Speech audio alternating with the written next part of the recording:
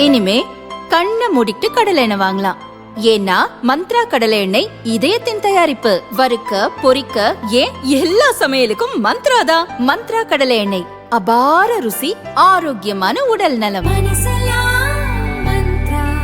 2 spoon போதும் உங்க பிரச்சனைகளை கட்டுப்படுத்த. லயன் டேட் சிரப், தினமும் 2 spoon lion date syrup. Lion date syrup. ஈரானில் இஸ்ரேலும் அமெரிக்காவும் சேர்ந்து மிகப்பெரிய போரை நடத்தி வருகின்றன. இரு நாடுகளின் போர் விமானங்களும் தினமும் ஈரான் மீது குண்டு வீசி வருகின்றன. உச்ச தலைவர் கமேனியை கொன்றுவிட்டனர்.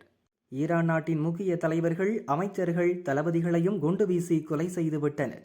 இதுவரை 1500க்கும் மேற்பட்டவர்கள் ஈரானில் கொல்லப்பட்டுள்ளனர். இதற்கு பதிலடி கொடுக்க ஈரானும் தாண்டவமாடி வருகிறது. இஸ்ரேலில் சரமாரியாக குண்டு மழை பொழிகிறது. வளைகுடாவில் உள்ள அனைத்து முஸ்லிம் நாடுகளையும் பாகுபாடின்றி தாக்குகிறது.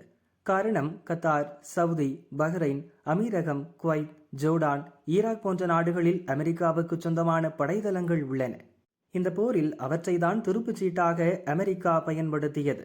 அங்கிருந்துதான் போர் விமானங்களில் பறந்து சென்று ஈரான் மீது குண்டு வீசியது. இதற்கு பதிலடி கொடுக்கத்தான் சக முஸ்லிம் நாடுகள் மீது ஈரான் குண்டு வீசியது. இன்று காலையில் கூட சவுதி, கத்தார், அமீரகம், குவைத் நாடுகள் மீது சரமாரியாக குண்டு வீசப்பட்டது. அமீரகத்தின் அபுதாபி, துபாய், சவுதியின் ரியாத் போன்ற நகரங்களை நோக்கி ஏவுகணைகள், ட்ரோன்கள் பறந்தன. தங்களை தேவையே இல்லாமல் தாக்கும் ஈரானுக்கு பதிலடி கொடுக்க வேண்டிய நிலை வந்தால் பெரும் விபரீதம் நேரும் என்று முஸ்லிம் நாடுகள் எச்சரிக்கை விடுத்து வந்தன. இருப்பினும் எந்த நாடும் நேரடியாக போரில் இறங்கவில்லை. இந்த நிலையில்தான் சக முஸ்லிம் நாடுகளிடம் ஈரான் மன்னிப்பு கேட்டிருப்பது முக்கிய திருப்பமாக பார்க்கப்படுகிறது. இது தொடர்பாக ஈரான் அதிபர் மசூத் பெசஸ்கியான் டிவியில் உரை நிகழ்த்தினார். அவர் கூறியதாவது: பக்கத்து நாடுகள் மீது நாங்கள் தாக்குதல் நடத்தியதற்கு மன்னிப்பு கேட்க வேண்டிய அவசியம் உள்ளது. எனவே அனைவரிடமும் மன்னிப்பு கேட்டுக் கொள்கிறேன். பக்கத்து நாடுகளை ஆக்கிரமிக்க வேண்டும் என்றோ அல்லது தாக்க வேண்டும் என்றோ ஒரு நாளும் ஈரான் விரும்பியது இல்லை.